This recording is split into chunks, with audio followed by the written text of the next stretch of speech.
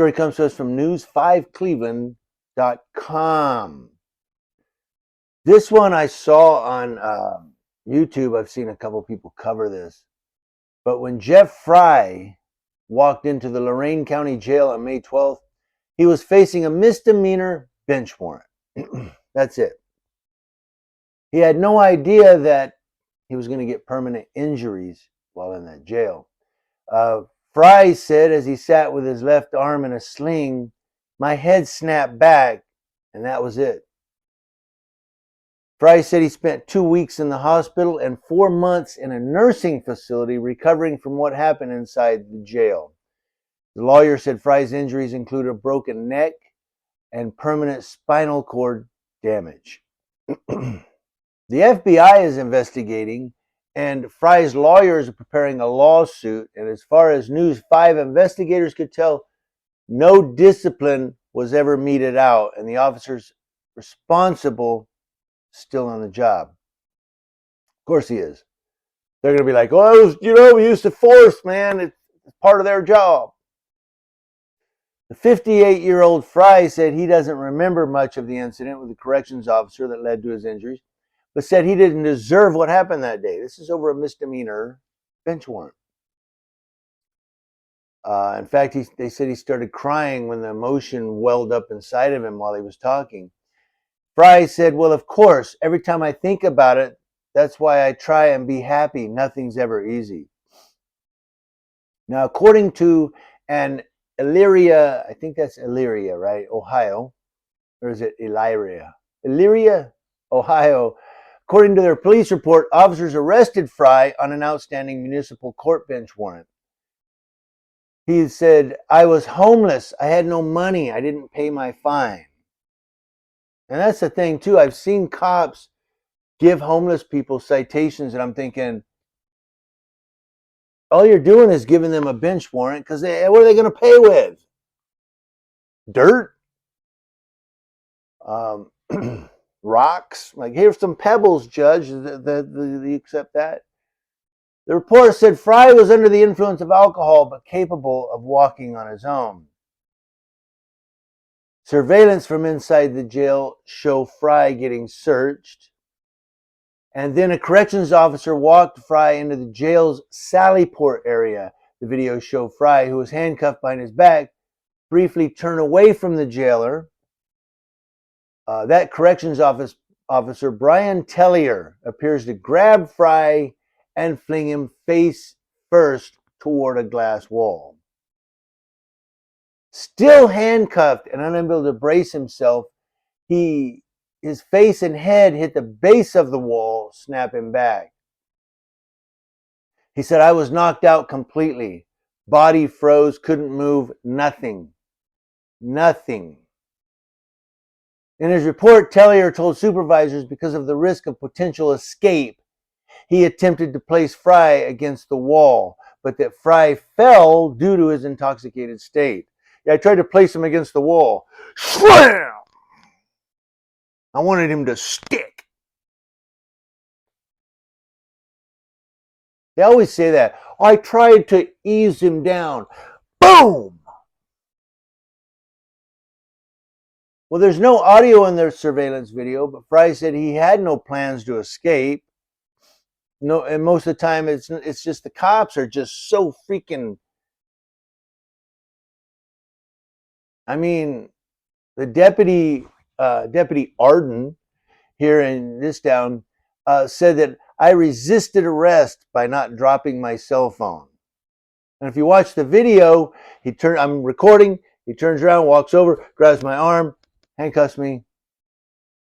I didn't drop my cell phone because I didn't know what the hell was going on. But you see how they write their police reports? "Well, he didn't do exactly what I wanted when I wanted because he didn't read my mind." I'm sorry, I digress. But that's the thing is these cops, they take their police report and they make you as bad as they can make you so that it's such a good arrest. If you take a step backwards, like, what's going on? "He tried to run from me and I had to tackle him." Things like that in their police reports. You don't resist, but they're going to put, he resisted because he didn't do what I wanted right away. Did you tell him to do what you wanted? I digress. Fry said I was in handcuffs. That's a 15-foot fence, barbed wire. You can't climb the fence like that. And I never jumped before, never ran. But again, he says it's a 15-foot fence with barbed wire, and I was handcuffed. But they said he was going to try to escape. What do you got? Superman? Spider-Man? The Elyria police officer who was near the pair when the incident happened said, it appeared as though Fry tripped over his own feet. Well, was that after he was slammed against the wall? He noted in his police report that Fry was mumbling and appeared heavily dazed from the impact, and that Fry's eye began to swell and he was bleeding from his mouth. Yeah, that usually happens when you're slammed against a wall.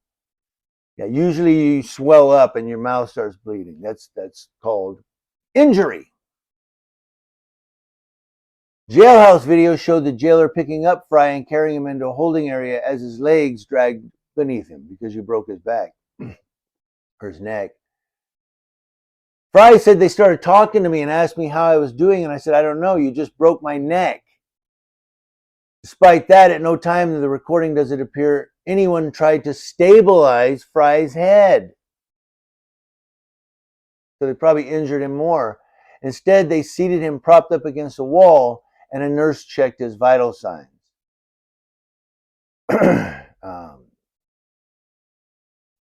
Attorney Nick DiCello, who represents Fry, says that was not a dangerous situation. There was no need to use any force against him, and he was handcuffed. It goes down from there. According to a letter from the jail's administrator, it was not a result of the use of force. Yeah, slamming him against the wall and snapping his head back. That didn't cause the injury. It was when he tripped over his feet and fell.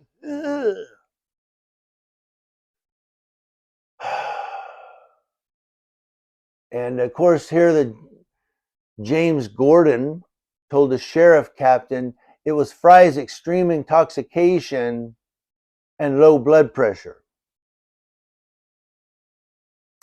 It goes down from there. I'm not going to go through the whole thing. It is pretty lengthy. Yeah, it goes way down. But the thing here is you have a jailer grabs a guy, flings him against the wall, and then says, well, he was trying to escape, and I had to use force to put him against the wall, and then he tripped over his feet and he fell. He's drunk.